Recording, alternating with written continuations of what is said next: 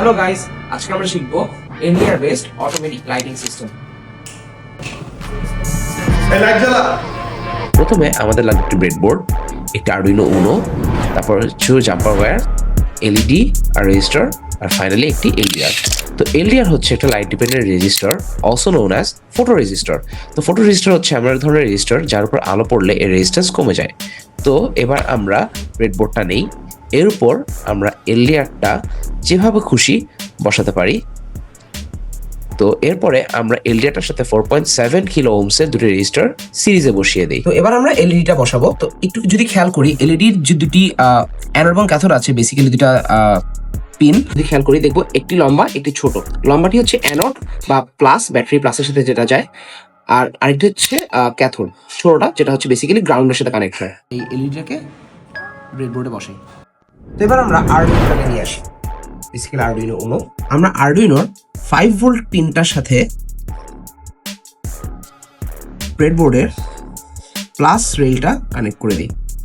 আরডুইনোর গ্রাউন্ডের সাথে ব্রেডবোর্ডের minus রেলটা connect করে দিই। তো এবার আমরা একটা 220 ওহম বা 220 ওহমের একটা রেজিস্টার এলইডির অ্যানোড এবং 4.7 কিলো ওহম রেজিস্টারটা কানেক্ট হয়েছে, সেখানে যদি আমি জাম্পার কেবল লাগাই, তার সাথে আমি কি করব, আরডুইনোর A0 যে পিনটা আছে বা অ্যানালগ 0, তার সাথে কানেক্ট করে দিই।